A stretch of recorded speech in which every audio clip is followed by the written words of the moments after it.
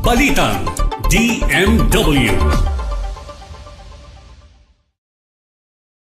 Tiniyak ni Pangulong Bongbong Marcos na nananatiling naka-alerto ang mga ahensya ng pamahalaan habang patuloy na nagbabagong sitwasyon sa gitnang silangan.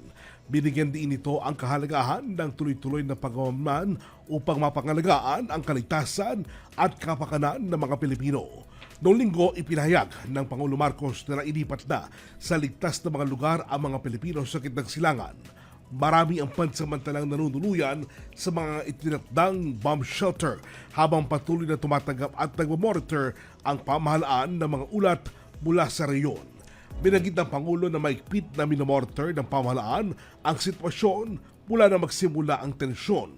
Mananatili na katasang alerto ng mga embahada ng Pilipinas at mga labor attaché para matiyak ang kaligtasan ng mga Pilipino.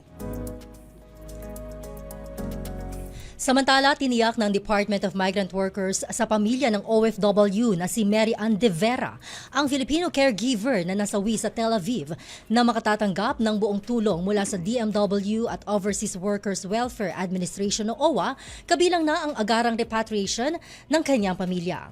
Ayon kay DMW Secretary Hans Leo J. Kakdak na nakipag-ugnayan na ang DMW at OWA sa pamilya ni Mary Ann, kabilang ang kanyang asawa sa Israel, kapatid sa Qatar at pamilya sa Pangasinan.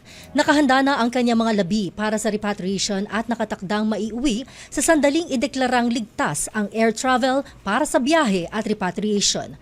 Muling tiniyak ni OWA Administrator Patricia Yvonne Kaunan ang pangako ng DMW at OWA na personal na ihahatid ang kanyang mga labi sa pamilya.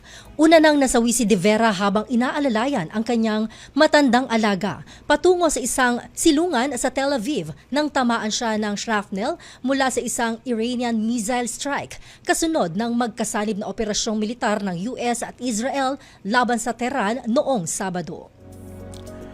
Sa kaugnay pa rin balita, dumating na sa bansa ang 279 na Pilipino na naapektuhan ng tumitinding tensyon sa gitnang silangan. Ligtas sila nakauwi kahapon, March 5, 2026 sa pamamagitan ng Emirates Airline Flight 336 mula Dubai.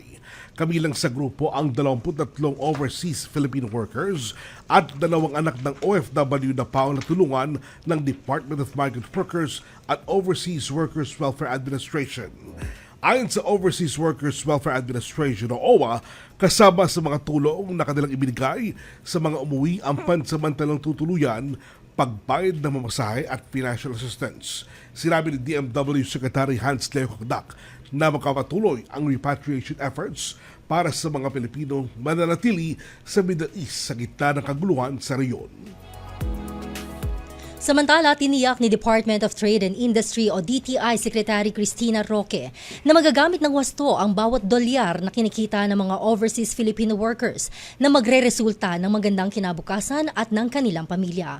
Kasabay ng pagsisimula ng National Women's Month celebration sa tanggapan ng Department of Migrant Workers o DMW, binigyang diin ang kalihim na magkakaroon ng oportunidad para sa sariling negosyo at pamilyang maaasahan ang mga bagong bayani ng bayan. Sinabi ni Roque, bumuo na ang DTI at DMW na mga programa at proyekto upang makalikha ng mas maraming oportunidad at programang pangkabuhayan para sa mga OFW.